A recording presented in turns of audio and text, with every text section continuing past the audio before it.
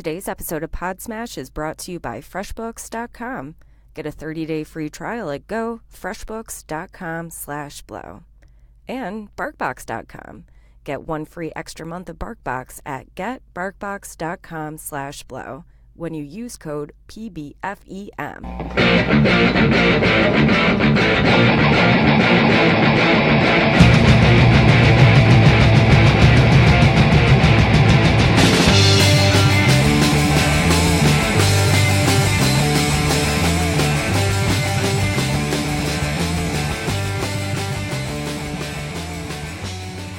Hey buddies, it's Blowjam presents PodSmash.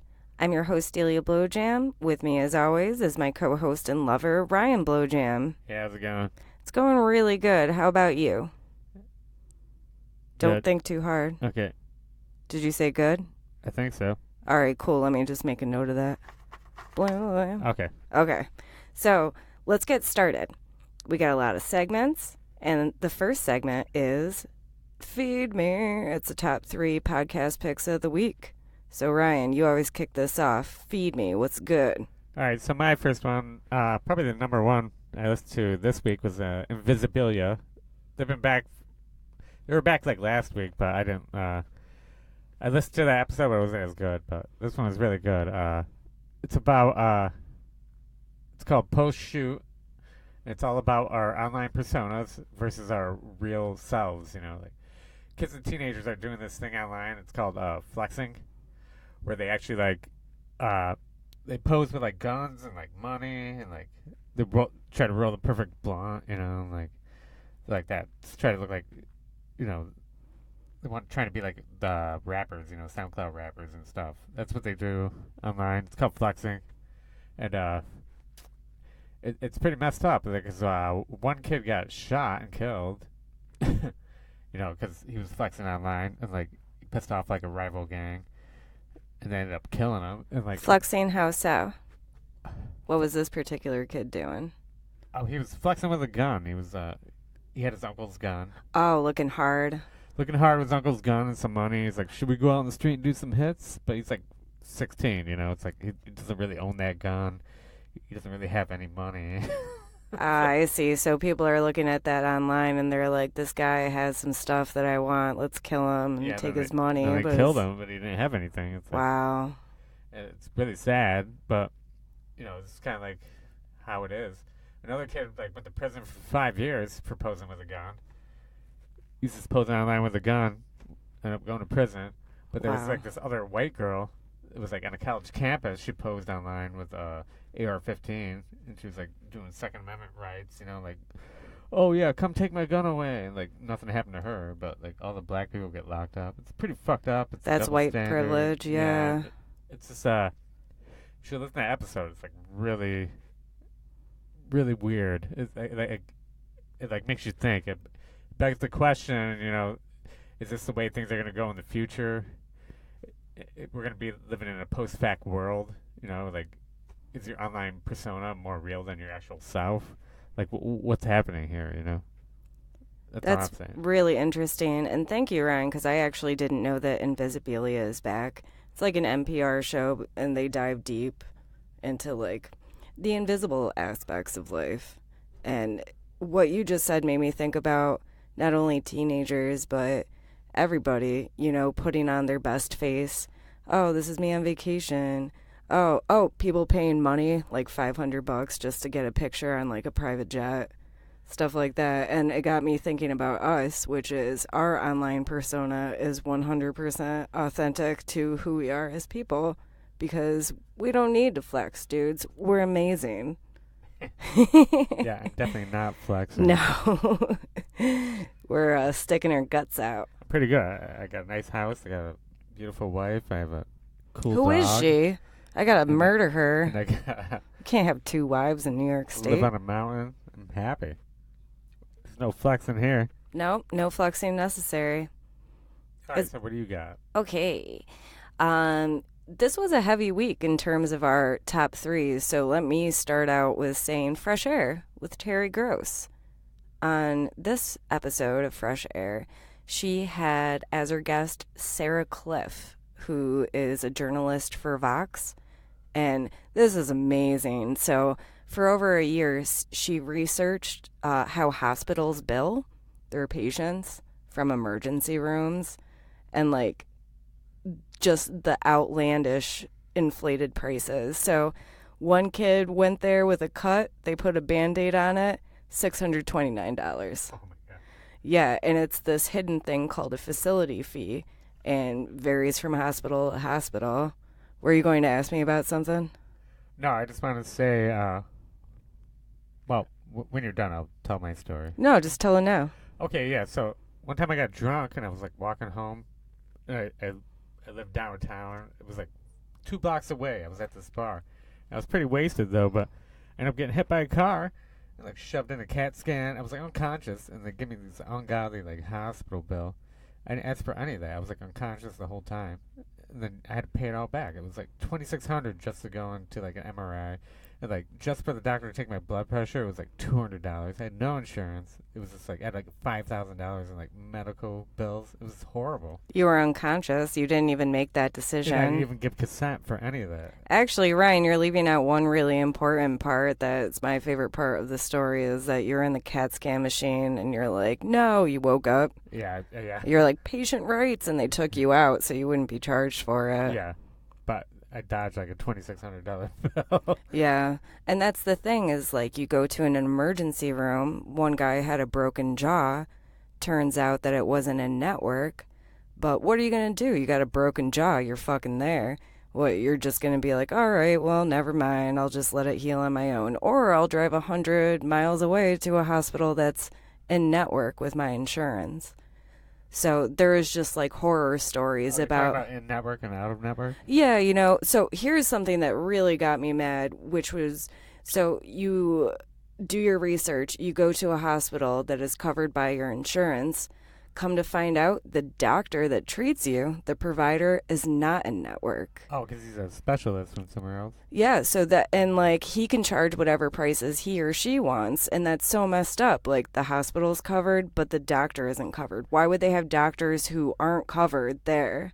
That can't be legal. It shouldn't be legal, but it totally is. It's just like whatever the hospital is, they charge their prices. They have hidden facility fees. That's what contributed to the $629 Band-Aid. And they straight up bleed you dry while you're bleeding. They really do, and you're kind of just at the mercy of them, just fingers crossed, hoping it's not going to be that bad. But Ryan, while you talked about your experience, it made me think of mine. So I had a laparoscopy, which it's an outpatient procedure, and I got the bill for that, and I'm like, wait a second, why is it so much more than I expected? Read the fine print. They had a physician assistant there, and my insurance deemed it not medically necessary. I'm unconscious. Nobody told me that there was going to be another provider there. So it's like, why did you need this physician assistant? Why didn't you tell me? Why am I paying $150 more for this? Luckily, we have great insurance. It would have been like thousands. Oh, yeah. So definitely there's so many more horror stories. Sarah, she sheds a lot of light on it. Definitely listen. It's fucked up. Yeah, I think it's bad. They like really like take advantage of people while they're unconscious. Yeah. I don't like it. In a bind, like you got a broken arm, what are you gonna do? It's like, man, I didn't ask for this. Like, help me out. Like, but they won't. So yeah. Well, let's just hope for the future that we'll have some universal health care or some sort of something that can help people who don't have insurance. Right. I've fucking been there. It's horrible. It is horrible. It'll fucking, yeah, it's horrible. Okay. There's so much that can be said on the topic, but Ryan, you got your second one. What up? Feed me. All right, my second one is Reply All. It was called The Great Momo Panic. You guys probably know Reply All. It's PJ Vogt and Alex Goldman. Mm-hmm. Yeah. Gimlet Media. Gimlet Media. It's all about like internet stuff and tech stuff. Very popular. Yeah, it's a good show. This one's called The Great Momo Panic. We probably talked about Momo before, but I'm not sure. But they investigated the mystery of why parents across the world became convinced that a half-bird /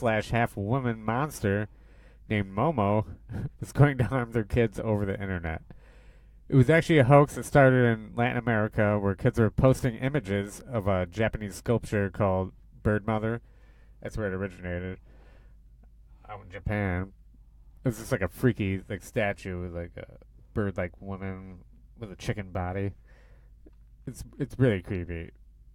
But anyway, yeah, so the kids renamed it Momo and said that you had to do what it says, and they were like posting that over WhatsApp. But about a week before, there was actually some creepy guy that showed up on YouTube Kids. He spliced himself in the middle of like videos of like kid shows where he showed them how to actually like slit their wrists. He's like, you go horizontal for attention, and you go the long way to end it. It's pretty fucked up. So like, That's sage advice. it's pretty messed up. Man. So, but then someone from, the 4chan, the great 4chan think tank, where all the great ideas happen. They took these two narratives and stuck them together as a hoax, and they call it the Momo Challenge. And they're doing it to freak out parents like all over the world, and it actually worked. Wow. Because one of the things was real and one was fake. And created like it's a great American hoax. I'm sure we talked about Momo before. The Momo Challenge is like where Momo tells you to do all these fucked up things. Like, Momo wants you to turn the oven on. And at the end of the Momo Challenge, Momo tells you to kill yourself. But whatever. It's just a hoax. It's weird because I have an aunt Momo. Her name's Maureen, and we all call her Momo. So that's kind of funny. Okay. But the more disturbing thing is, like, there's actually people doing this shit on, like, YouTube Kids. And this Momo thing got more traction than actual people fucking doing this weird-ass shit.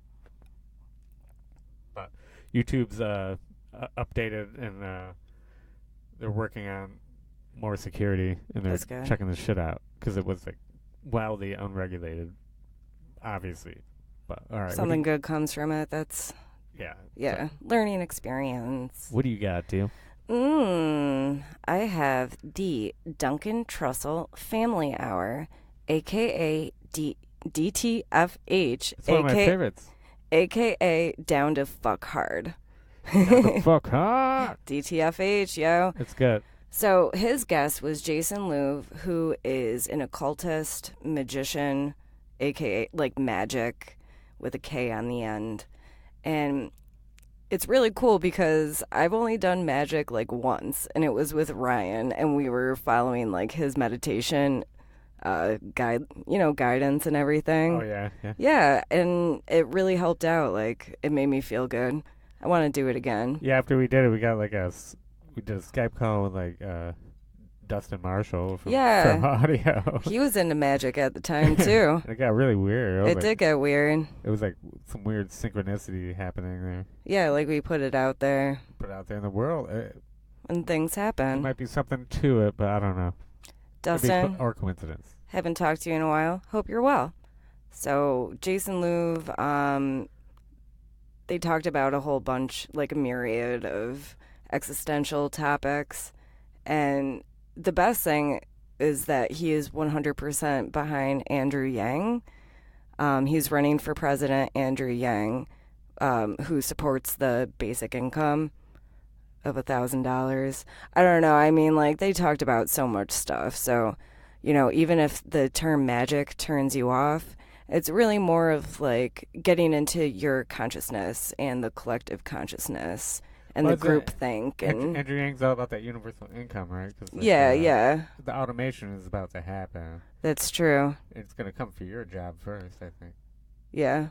It'll come for all of our jobs. So no one's safe. If we come together and pool our resources and we get that, added bonus, then we could focus on things like meditation and helping other people. So or podcasting, we can do the things we really want to do. Oh, I would love to just podcast all the time and not have to work a day job. Yeah, because then we can make our podcast really good and probably monetize it and actually make a lot of money off it. You know, I don't care though, because Who it's cares? fun. Like, once you monetize shit, I don't know. I'm kind of worried about it. Like, we have Right, ads yeah. and stuff, but We don't really see any revenue. nah, we get mad clicks. Nothing comes from it unless, like, somebody that we know is like, oh, yeah, I want a Casper mattress. Yeah, then we'll give them the promo code. Yeah. Hey, you guys could hit us up and be like, yo, I want, like, a discount on something. We have, like, an Amazon influencer thing, so we could, like, specifically campaign for that product and hook you up, yo. Get Yeah, you we could 10% do it. off. It'd be good. All right, putting that out there, you can call the Blowjam headquarters tip line at 607-296-7297. Ryan, what's your third one? You're always pimping that phone number. You know it. All right, so this Graceland came back this week, and he came back hard with the heavy one about Kurt Cobain and Courtney Love. You think you know everything about it, but you don't. It's part one of two, but it's called No Direction Home. We all know the story. There were two rock icons that got married. They had a kid, did too much heroin, and Kurt killed himself. But the reason I like this one is because he talked about their first SNL performance, which I remember seeing it when I was like 12. It was like 1992. And they played Smells Like Teen Spirit first. I remember that. And I'm like, all right, I know that song. I've heard it on the radio because it's on the radio every 2 fucking seconds. And I'm like, all right, whatever. And then but their second song was called Territorial Pissings. Sorry, I love that. Yeah. That's their best song. And they fucking rocked it the fuck out and smashed all the instruments on stage. It was like The Who, and I was just like, I just remember my mouth just being open. My jaw was dropping. I'm like, oh! I never saw that. Like they were throwing the drums out into the crowd, and it was insane, dude. And at the end of the show, they're rolling the credits. The drummer and the bass player, they did an open tongue kiss. While the host is saying his thank you. He's saying his things. They're making out right behind him. It was hilarious. That's punk dude. rock. I was like, fuck. I remember waking up and I'm going down to Music City. I went down to Music City and bought that tape. You Nirvana, bought the tape, the cassette tape. Nirvana, Nevermind. I was like, fuck yeah, dude. And it's good times, I guess. It was it just reminded me of actually, I was in that moment, so it's good. But anyway, what do you got to? Well, real quick to add on to that, I particularly enjoyed that episode because Courtney Love is often painted to be like a Yoko Ono type, but she was way better than Kurt and actually saved his life on a regular basis. Oh yeah, she was always reviving him. Yeah, she was there for him, and she actually had an SOP to bring him back to life after he OD'd, including pricking his balls with safety pins or whatever. Whatever it took. They shoved ice cubes up his ass. Yeah, it's crazy. Shit, a whole thing. There's so much more. Up. Yeah, I don't want to spoil all the stuff, but yeah, Ryan, that's a great pick. But yeah, I definitely like Courtney Love. The band Hole was amazing. Babes in Toyland. She doesn't get a lot of credit. She doesn't get any credit, but she was one of the originals from the grunge scene. Grunge scene, man. She was fucking doing it. Yeah, she's one of the greats, right up there with the guys, if not better. I think so. Go Courtney Love. So my third one, is it my turn? Yeah. Harmontown. Time for everybody to drink yellow, vodka. The poop is brown. We're going to Harmontown. Hey, while we're singing Harmontown songs, let me go ahead. I'm all about playing clips now. You gotta be fucking kidding me if I don't have my phone. I'll play it later then. Oh, is it behind me? I don't know. Damn, son. Well, what are you talking about? Is it out there?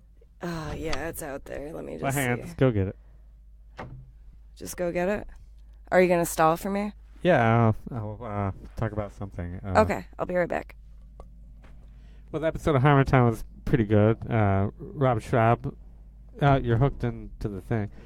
Rob Schraub was talking about, what was he singing? Get off my lawn words? Yeah, because Brandon Johnson made that joke. And yeah, Brandon Johnson. Into a huge thing. We can't hear you. Brandon Johnson made a huge joke, and it turned into big thing, and they named the whole episode after it. And he's like, "Get off my lawn, words." So she's trying to find her phones so we could play that part. But who knows? Maybe she left it downstairs. But I'm gonna stop it.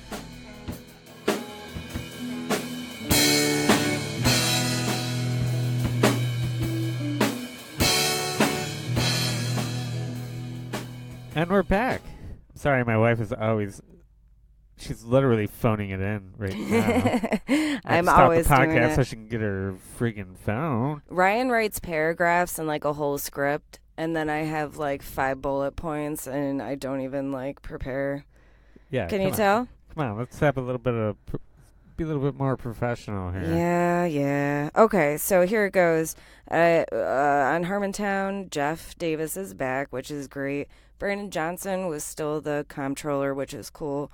We got Rob Schraub standing in for Spencer Crittenden. And on this episode, it was the boys are back in town. It was great. And Brandon Johnson, he made a joke, like, get off my lawn, words, like kind of words like, oh, kids, get off my lawn, kids. And then Rob Schraub turned it into a song. So here we go. What is it if it's not a series or a movie? Get off my lawn, Wade. Get off my lawn. So Get off my lawn, words. it might be dumb out of context, so listen to the episode and it's great. And I just have one other thing to add, Ryan. Before we cut to our ads, got to make an addition before our advertisements. I got some shit to say. But... Oh, you do? Okay, sorry. There was a girl in the audience who, like, screamed out at them in the beginning of the show. Like, I forget what she said, but... What? Oh, yeah, we're going to do that. Yeah. Let me fucking tell the Yeah, story about the girl. You don't have to stop. All right. So, yeah, well, you're pointing at me. You're, like, waving your finger around. I know what you're trying to get at. This is an audio format, and people can't see this, so you don't have to tell them. Keep going. Oh, my God. So this girl, she, like, shouted from the audience, and then they were like, hey, you don't need to do that. And she was like, well, when you were in Sydney, I was there. She's Australian, by the way. And they said something, and then she yelled, you voted for Trump, and it brought the house down. And basically, like, so this girl is, like, fucking up the show, jumping in, thinking she's mad funny, but she's really annoying. And it made me think, I bet she's really fucking hot. And she thinks that she could do that, like, at a show in a theater, go ahead and start talking like she's part of the show. She got up and, like, went down the aisle to talk to them. And that's what hot girls do. They think that they're untouchable and that they want to be talked to. Yeah, it's true. I bet she thought she brought down the house, but I bet Jeff Said something funny. said something funny, and everybody laughed at her expense. Yeah, she's That's what I'm delusional, guessing. thinks she's Yeah. the best. But then they 'Cause made he's- jokes out of it throughout the episode, and I just feel like, hey, you should just let the people talk and enjoy the show. It's true. But anyway, they did a thing called the Briggs-Myers test. It was Dan and Cody. So we did a test. We tried to do the Briggs-Myers, but ended up... I don't know, we couldn't find one that didn't cost money, Yeah, so we found I a free I one. didn't want to pay $45, so we did a free one. It's a Jung test. Yeah, It's like a Jung Carl typology. Jung personality test. I'm really down with him and his archetypes and everything. And like he devised it with Briggs Myers or one of those dudes. Yeah. Did you get your results? I do. Should I start? I'll start. But. Okay, yeah, you go first. So my results, I'm an introverted, intuitive, thinking, judging. So I'm INTJ. To outsiders, INTJs appear to project an aura of definiteness or self-confidence. But the self-confidence sometimes is mistaken for simple arrogance by the less decisive. But it's actually very specific rather than a general nature. Source lies in specialized knowledge of systems that most people of this type start building at an early age when it comes to areas. So basically, You I'm love like systems. basically I'm like a perfectionist, and I'm really good at certain things, but not good at social things. Yeah, you can come off as arrogant, but really, like, you're just... I'm really just scared, or like in my head, I'm not trying to fuck anybody. I'm just like fuck anybody over. I'm not being arrogant. It's just like Yeah. Yeah, I know things, and I'm not. You know yourself. Yeah. What does it say about... I'm probably like nervous, so I just come off as arrogant, or like sometimes I'm funny when I'm nervous.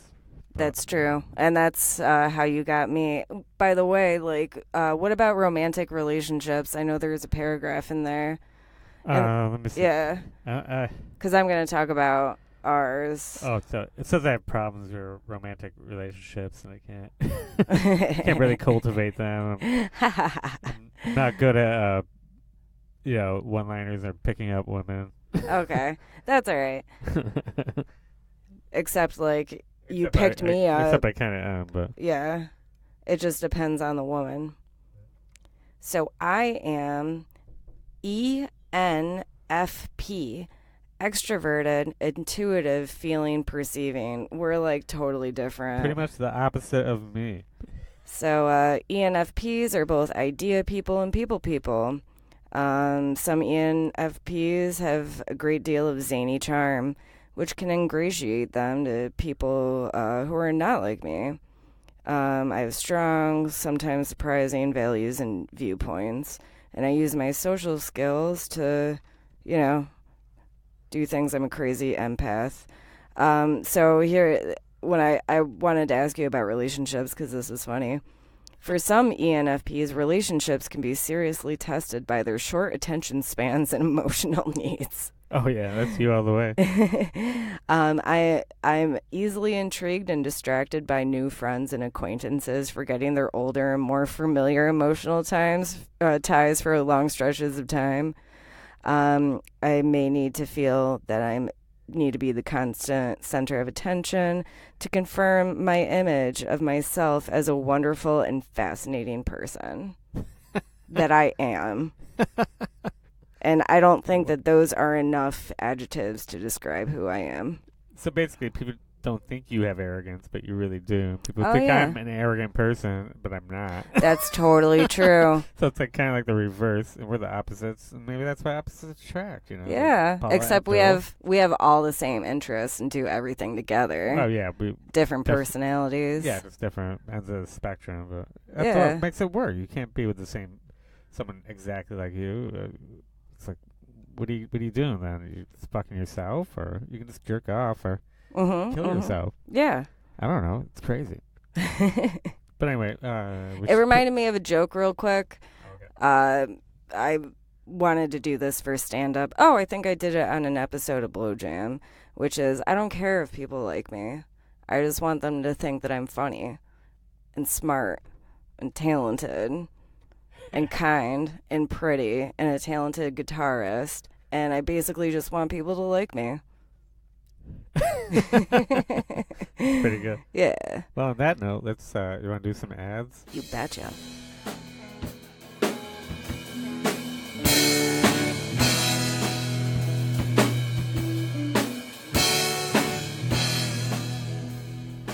For you, the spectacular listeners of Blow Jam, FreshBooks is offering a 30-day free trial to try out their service.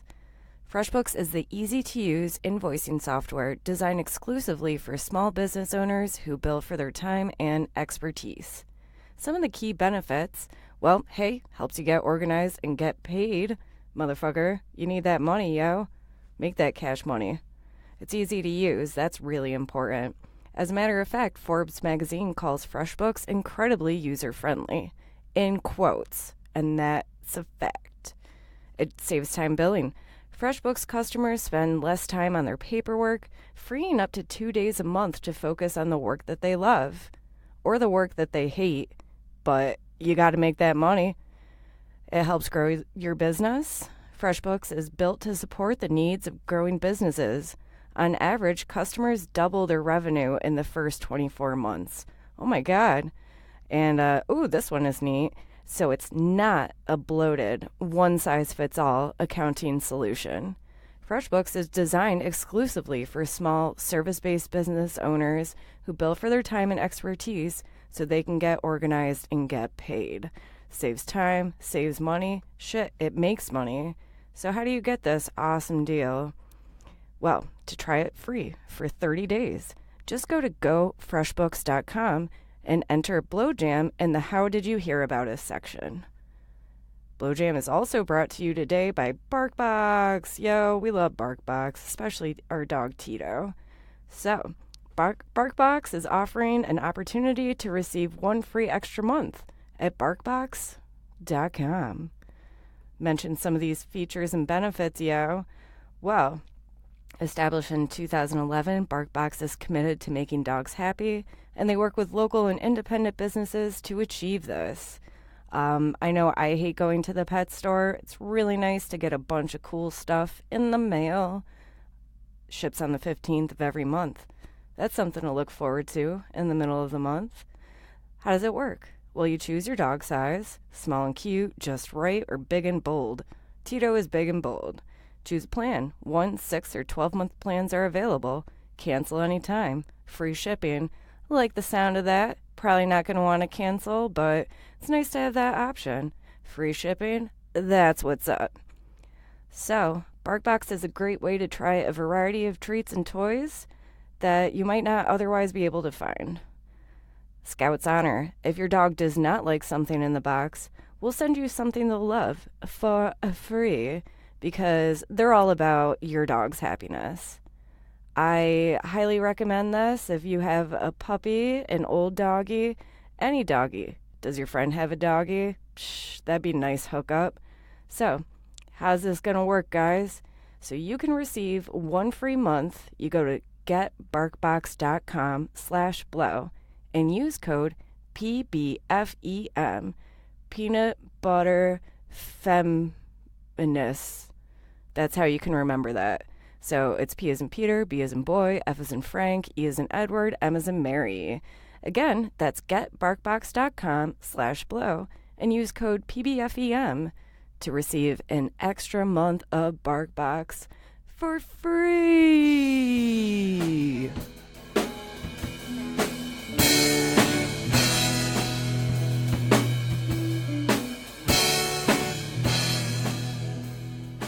And we are back. It's time for news. What's new in the podcast world, Buggy? All right, so I couldn't think of any podcast news, so I just did this thing. I went on Esquire.com and I looked up podcast news. So according to Esquire.com, these are the best new podcasts of 2019. Oh, I love those lists. I'm just gonna do 3 of them. Okay. But they had a list of 100 of them. Whoa. The first one's called Fatwa. It's a lit crit history hit. It's about Salman Rushdie. Remember he wrote the Satanic Verses and the Muslims put a hit out on him, Fatwa. So it's all about that. And then there was another one. It's called Who the Hell is Hamish? Which I'm wondering who the hell is Hamish. I have to listen to this one. It's under the category of surfing scammers. So it's about a surfer that scammed $7 million somehow out of something, and he's going on trial for it. And I don't know. I have to check that one out. I'm not sure what it's about. It's pretty vague. Yeah, that sounds so vague. It leaves a lot to be desired. Like a surfing scammer? That's weird. Next one's called Over My Dead Body. It's from the creators of Dirty John and Dr. Death, so you know that shit is good. You told me about it 2 seconds before this, and I subscribed already. Yeah, we're going to subscribe. We're going to listen to that one, definitely. So we'll let you know about these ones. At least I will. But that's good. And what do you got? For me, I'm doing this thing called podcast engagements. So this actually might just be its own segment, but it's new to me. So what I'm doing is I'm calling other podcast voicemails and leaving messages. I read the credits for Radiolab. I also pitched them an idea that I'm not telling you, Ryan. And I also called this past weekend with Theo Von, and I left him a voicemail, which is, I feel like it was really funny, and he might pick it. So be on the lookout for that. This gets recorded on Sundays. His show also gets recorded on Sundays, so if he picks us or whatever, it's not going to be till next week that we're going to find out. All right. That's it for right now. And then I have like a whole slew of other podcasts that I'm going to try to hit up and just, make the Blowjam name known and show my love. Right. You got another piece of something, right? Yeah, I'm continuing on my Instagram followers podcast. So the people follow me on Instagram, they all have podcasts. So I've been listening to them, and I'm reporting on the good ones. This one was called Just the Worst Podcast. It's hosted by two women. It's Patty and Valentina. They talk about the world, humanity, technology, and things that are the worst. I'm going to say big ups. I really like it. It's good. Cool. And it's really relatable, and like anybody would like this podcast. It's really fun. Second one is called Everyone I Know. It's hosted by two brothers. It's sort of weekly. It's whenever they can get it out. I like that. And they spout their beliefs about like mundane topics with their unfortunate guests. So 3 topics, 2 brothers, 1 guest, cool show, 2 thumbs up. Nice. So what do you got? Whoa, I love like your succinct reviews. It makes you want to check it out instead of, us telling our listeners the entire thing. Oh, which sorry, isn't. yeah. No, I'm just kidding. Well, we need something to talk about. Oh, yeah. I'm totally just razzing you. No, yeah. I don't feel like we go into. I'm gonna spoil everything. I don't give a fuck. Spoiler alert. No, there's so much more than what we talk about. Whole shows. Yeah, they're really good. Yeah. No, I like that because Ryan, like, we always, when we see each other, as soon as I come home or whatever, we talk podcasts, and you tell me a lot about it, but it doesn't mean anything. I got to listen for myself. So I'm sorry about that. I apologize. So that's it for me for news, and I think we covered, like... You got a nay or...? A nay? Oh, fuck yeah, I got a nay. But it's kind of unfair, my nay, because it's just legit the title. And yeah, the beginning is kind of dumb, but it's kind of funny. So, TED Talk, once again, TED Radio Hour. So... But there's a TED Talk Daily. Have you seen that one? No, or that's how a new I one. built It's like this. short. It's like 10 minutes long, like the TED Talk Daily. Like, that's even worse, I think. Ted's all over the place, man. Yeah, fuck Ted. Fuck Ted in general. So this episode, the title of it just stood out to me, and it's called Don't Fear Math.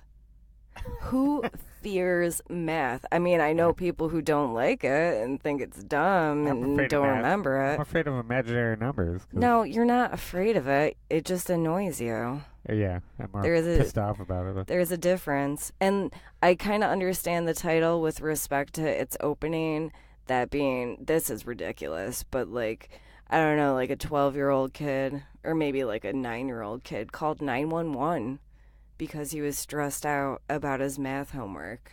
Are you serious? Like, is there like a mathophobia or something? I guess so. Probably because of Common Core. Even though Common Core makes sense, it's just parents don't like it because they don't understand it. Actually, I respect Common Core. So do I. It puts it in like real world scenarios. Josh was like, our friend Josh, he's actually a teacher, and he was explaining it to me, and I'm like, Common Core is like the best after he came back. Because I thought it was weird at first, but yeah. I just didn't get it. I'm like, oh, I get it now. It makes you think about things in like a different way, like you could group things in different patterns, So it's way better for your child's mind development. I don't know why people don't get behind Common Core. It's because they weren't taught that way, and that's their problem. They don't understand it. Right. So, and like, yeah. All right. Anyway, that was a segue. So the kid called 911 because he was stressed out about a math problem. And she's like, it was slow, so she actually did help him.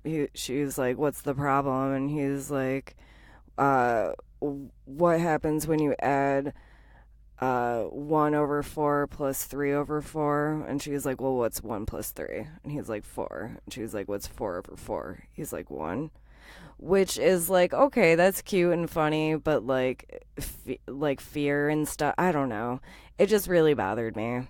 TED Radio Hour bothers me. Yeah, it's problematic. Yeah, math problematic. But like for me, I'm sorry guys, like addition, subtraction, division, multiplication, percentages, I do them in my head. You don't want to lose that. It's just nice to have. Well, Delia used to be a mathlete. I did. I did it like purely for appearances because I was a huge punk rocker and I like going to the mathlete tournaments like with my studded belts and everything. I just thought it was funny to be there. Well, And to be in that yearbook picture. But Well, I never got a yearbook. You're pretty good, though. You're pretty smart. Thank you. Better than me. Fuck. Yeah. I don't know. I guess I just don't understand how anybody would fear math. I understand that people don't like it, but there's nothing to fear, guys. Nothing to fear. You had an A, right? Yeah, I got an A. It's called Oprah's Super Soul Conversations. Ah, Oprah's good choice. Super Soul Conversations. God. I don't know. Do I have to say anything else, or? Did you listen to the Leaving Neverland one? Yeah, that's one. She had those guys from Leaving Neverland. They've been everywhere. Yeah, they're accusing Michael Jackson of molesting them. I'm sure he did, but whatever. Yeah, I'm pretty sure he did, but like He's a legend. He can get away with it. you probably should have like talked about it when it happened, or like 20 years. I don't know. You just gotta.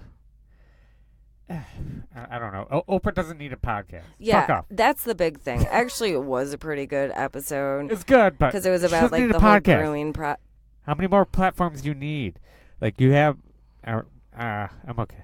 Yeah, we're just gonna take down the millionaires and the people with so many outlets and notoriety.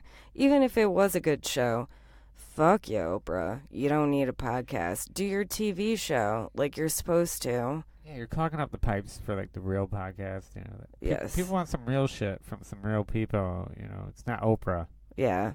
People don't have... It's not Conan O'Brien. It's not Oprah. Right. People aren't like you necessarily where you're like hungry for new podcasts because of your work and like you listen to podcasts like 10 hours a day. Sometimes people can't. So I understand, she wouldn't take up listenership. What am I talking about? It was pretty interesting though. Like I kind of believe those guys. Yeah, it actually was a good episode, but we kinda- just don't like Oprah having a Pretty fucked up. I podcast. just don't like the fact that Oprah has a podcast. But Yeah, it's okay. I'm pretty Good sure choice. it was on her show, but that was a good choice. whatever. You got a shout out. I do.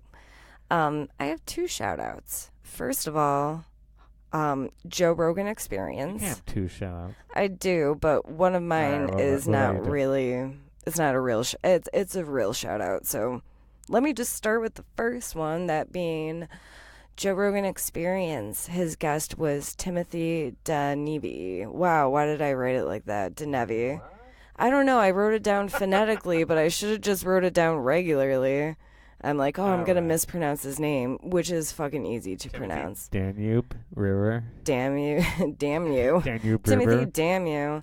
No, it's River. DeNevy. So he wrote a book about Hunter S. Thompson, true patriot, one of my all-time heroes, Me called too. I have Freak Nation. the most respect for Hunter. Well, it's called Freak Kingdom, I almost got a Gonzo tattoo. That's how much I like it. with the peyote button and like the sword. Yeah, the sword and the 6-fingered hand. We crushing the peyote flower. should get those. Nah. I'll get mine on my taint and you get yours on the top of your penis. Oh, on the bottom of my foot. Oh, okay. Along with like your tag. Yeah, my suicide note. Your suicide note will be on the bottom of your foot. Yeah, so whoever takes my toe can read my suicide note. Did you ever consider what would be on it? I don't know. See you later. Yeah, I have a whole song about it, so. Oh, that's true. You have a couple songs about it. So he was talking about Hunter S. Thompson, and it was just a really good episode. He talked about mostly the 60s and about how sad it was when Hunter Thompson succumbed to his alcoholism and like couldn't talk later in life. I really wish that he touched on Kingdom of Fear. Wasn't that a great book? Yeah, Kingdom of Fear was a really good one. It was It predicted everything that's happening now. We live in Yeah. a kingdom of fear.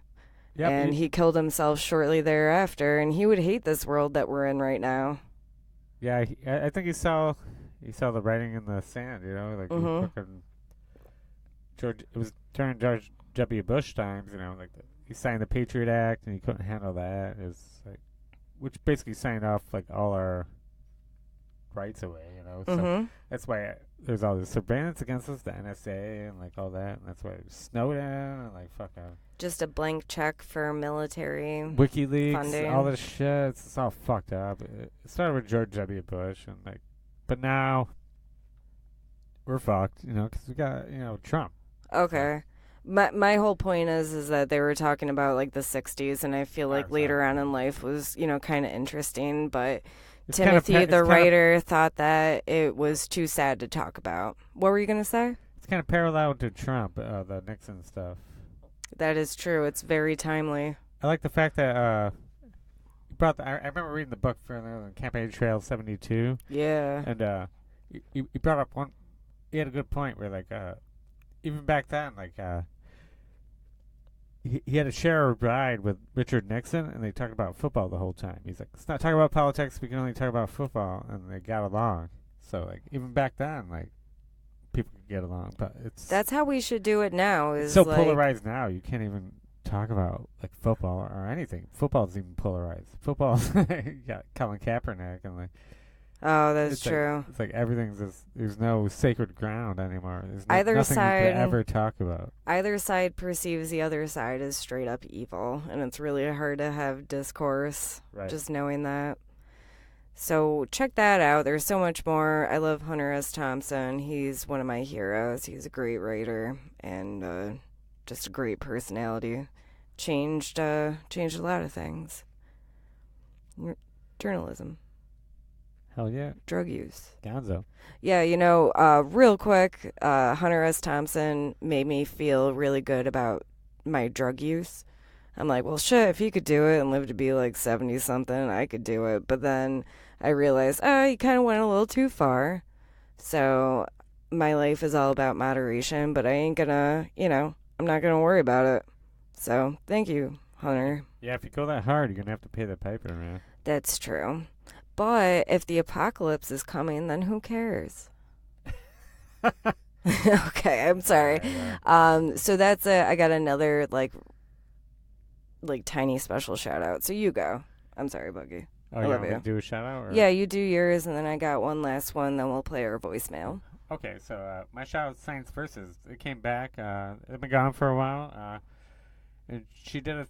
It's Wendy Zuckerman. She's from Australia. She's Aussie lass. I love her accent. I'm in love with her voice. She's pretty cool. She's a cutie pie. Yes, and she did a episode about alcohol. So it was titled "Alcohol: A Poor Decision." Can you cheers me real quick? But she spelled poor like P-O-U-R. You know, like poor, poor, that's a poor pun. Decision, like a silly pun. We're drinking beer made by Ryan. I'm sorry to derail you, but your beer is delicious. Yes, I make my own beer and. Is it American IPA? It's American IPA. Yeah. Mm. All right, so. What Wendy have to say about it? A poor decision.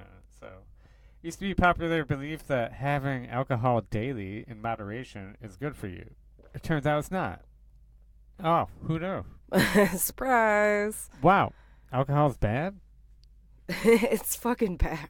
That's all I'm saying. I don't know, but who cares?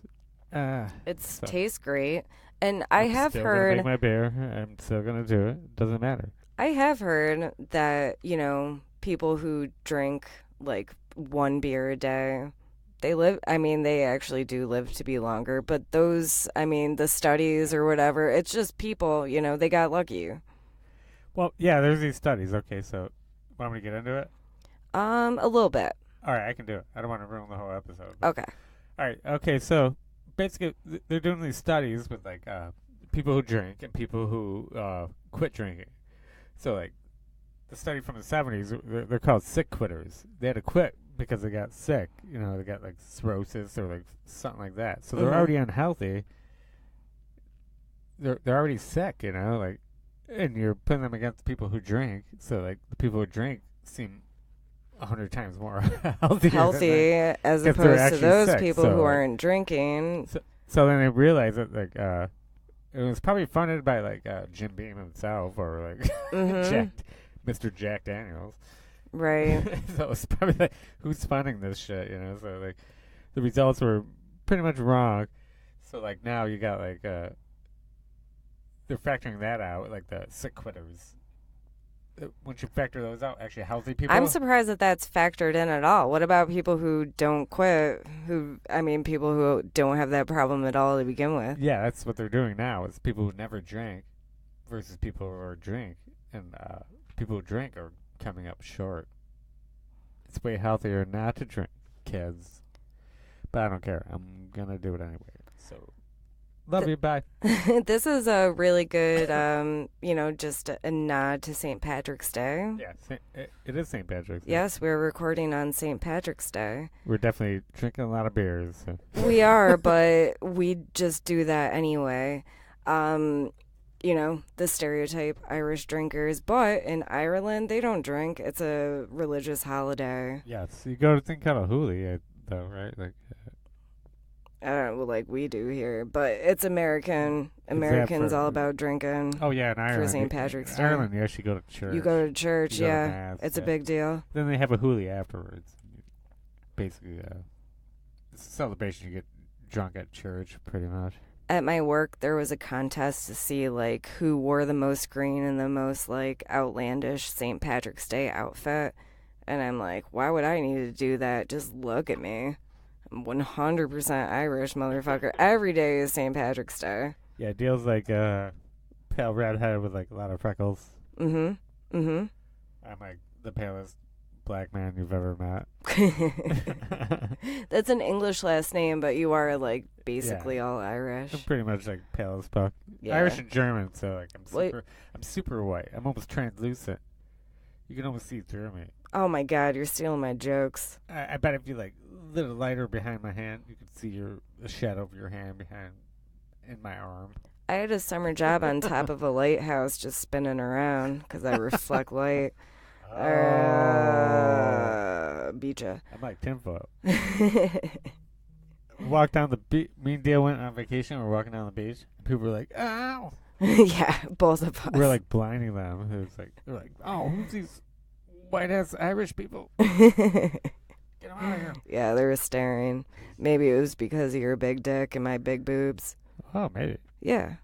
So voicemail time. Oh, that's could have been the blinding white light. could have been the blinding white light or the blinding huge dick or the blinding cleavage. Oh yeah, we got a Anyway. voicemail from your sister, right? We did, but my second special shout out is my dad, who left last week's voicemail. Street Fighter, read a fucking book, my little buddies.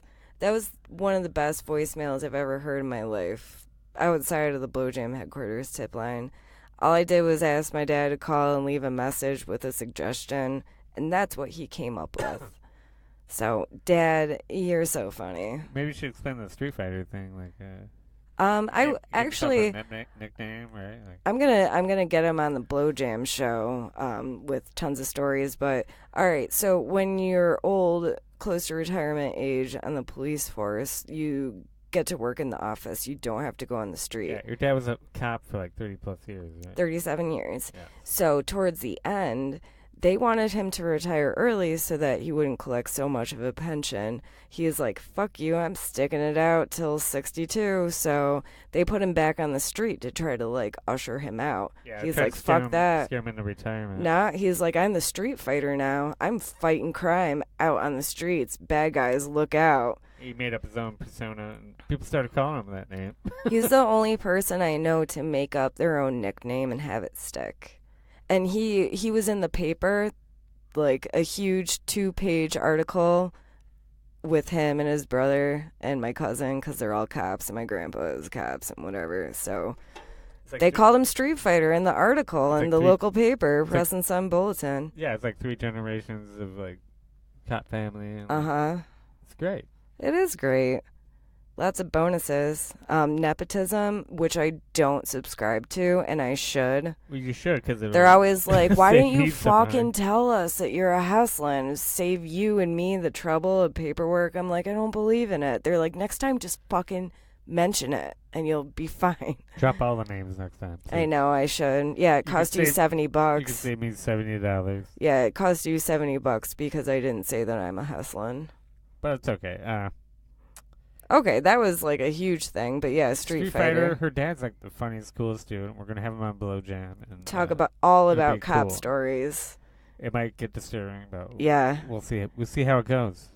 yeah. Later on in life, he like really opened up to us, and we know a lot more about the crazy, disgusting shit that happens. It might be good for him to like get it out there. Definitely. Okay. Without further ado, we have another voicemail. Until next week, guys, we love you. Thank you so much for listening. Real quick, follow us on Facebook or like our page. Follow Ryan on Twitter at RyanBlackman3. You can follow me on Instagram at sincerely_robots. Hashtag blowjam. Blow_jam. Yep, at blow_jam on your Insta. Underscore. Can't Yeah. forget that. No, you can't. Or you could just like type in blowjam and it'll pop right up. It'll pop up. Yeah, Google blowjam and it'll pop right up. But I will leave you with these parting numbers. It's 607-296-7297 is the Blowjam headquarters tip line. So thank you again so much for listening. We out.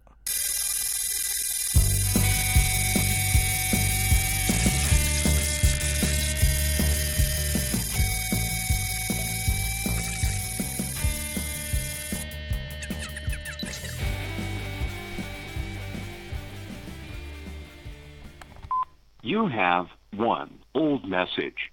Thursday, 6:21 p.m. Hey, Delia and Ryan. This is Delia's sister, Laura. I just wanted to call and let you guys know I had a really, really hard poop today when I said the phrase Circus Minimus, and it came out quite nicely. Hope you're having a good one. End of messages.